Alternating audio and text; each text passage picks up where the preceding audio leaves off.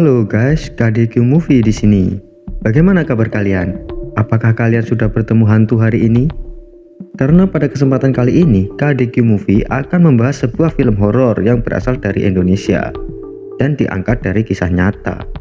Oke lah, tidak usah berlama-lama, dan inilah Rumah Teteh. Keluar, mana jadi?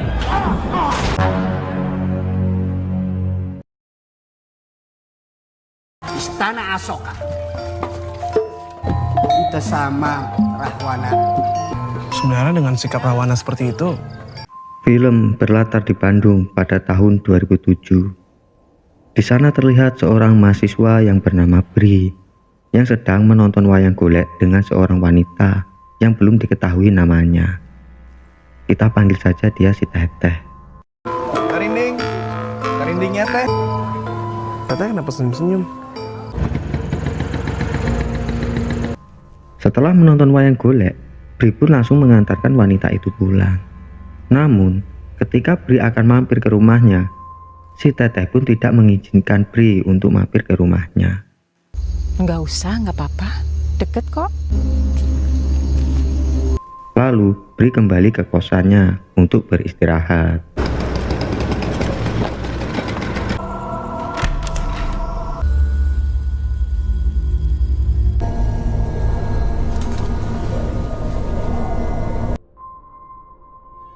Keesokan paginya, seperti biasa Bri pergi untuk berkuliah. Di kampus, Bri bertemu dengan teman-teman satu kosnya, dan mereka mulai membicarakan tentang keanehan yang sudah terjadi di kos-kosan mereka. Mana ya? Ini kalau lu kayak gini gue jadi malas ngomong sama lu. Sepulang dari kampus, salah satu mahasiswa yang bernama Nando membawa pulang pacarnya ke kos-kosan. Dan ketika Nando sedang membuatkan minuman untuk pacarnya, pacar Nando pun melihat-lihat kos-kosan kekasihnya itu. Tapi ketika wanita itu sedang melihat-lihat, tiba-tiba Teh.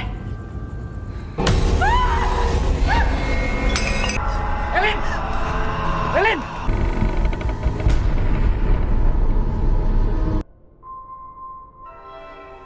tidak lama kemudian, teman satu kos Nando yang bernama Irwan dan Asep pun datang. Dan mereka pun terkejut karena melihat kos-kosan mereka yang sudah berantakan. Lalu, ketika Irwan sedang membereskan ruangan yang berantakan itu, Don.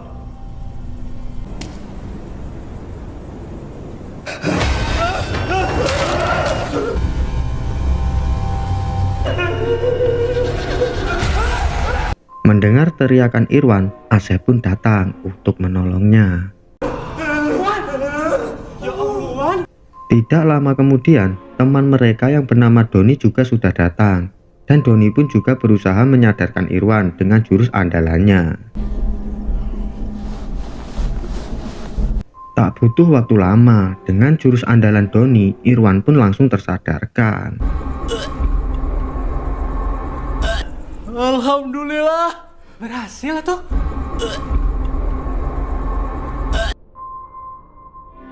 Keesokan paginya, ketika mereka sedang membahas keanehan yang terjadi di kos-kosan, bukannya solusi terbaik yang mereka dapatkan, mereka malah terlibat cekcok hingga terjadi kesalahpahaman. Muncul terus marah-marah, Dok.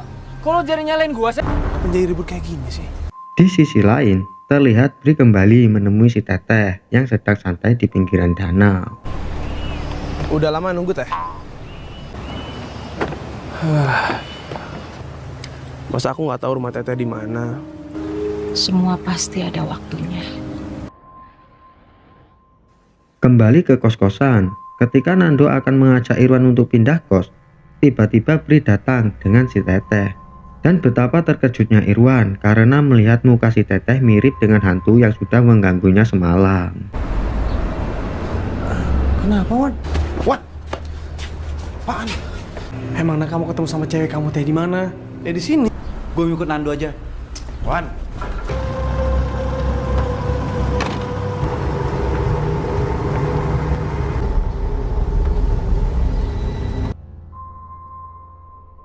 Di malam harinya, ketika Bri sedang mengerjakan tugas kuliah, Bri merasakan sesuatu yang aneh. Ketika Bri mengecek di sekeliling, Bri melihat sosok wanita yang berbaju putih motif bunga-bunga, dan ketika Bri akan mendekatinya,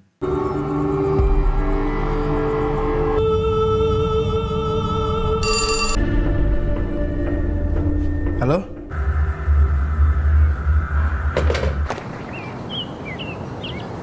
keesokan harinya, Bri kembali menemui si Teteh yang seperti biasa sedang bersantai di pinggiran danau.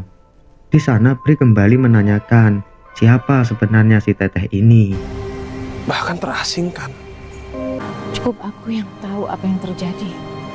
Sepulang dari danau, Bri menemukan buku dan sebuah foto jadul yang berada di gudang kos-kosannya. Dan setelah Bri membaca catatan yang ada di buku itu, Ketika kondisi ekonomi makin sulit, AA Hendy justru malah selingkuh. Sekarang aku sedang mengandung 6 bulan anak dari dia. ternyata Teteh yang selama ini bersama Bri itu bernama Helena, yang dulunya adalah pemilik rumah yang kini Bri tempati. Dan sebenarnya Teteh Helena ini sudah lama meninggal. Dia memilih mengakhiri hidupnya sendiri karena suami yang dia cintai telah pergi bersama seorang Elsie.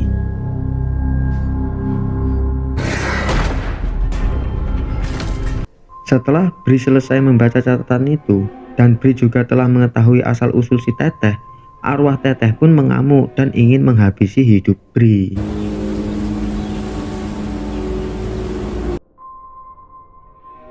Keesokan harinya, Bri kembali datang ke danau tempat Teteh Helena bersantai. Dan tidak disangka, ternyata arwah Teteh pun datang menemui Bri, dan Bri pun langsung meminta maaf ke Teteh Helena.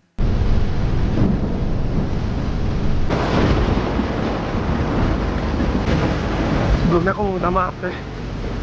Aku nggak akan berubah.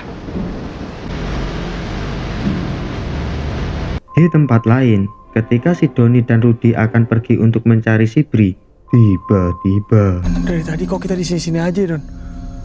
Mau kemana?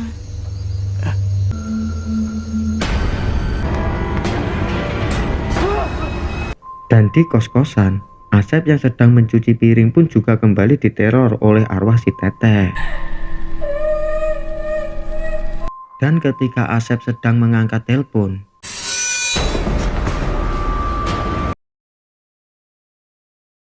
keesokan harinya, para mahasiswa itu membawa Mbah Dukun setempat ke kos-kosan mereka untuk mengusir arwahnya si Teteh.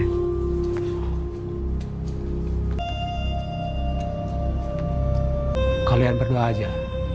Namun, ketika Simba sedang membaca mantra dan menantang arwah si Teteh, tiba-tiba Embung urusannya kurang.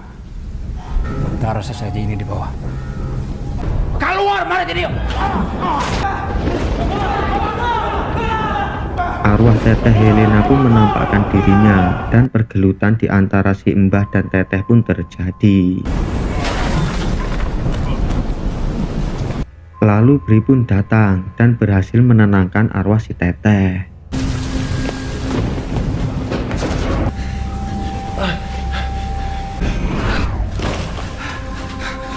Selama ini kamu teh punya hubungan sama dia, Bri? Sekali lagi aku minta maaf, Teh. Dan setelah Bri memeluk si Teteh, akhirnya arwah Teh Helena pergi dan tidak mengganggu para mahasiswa itu lagi. Bri, hati-hati, Bri.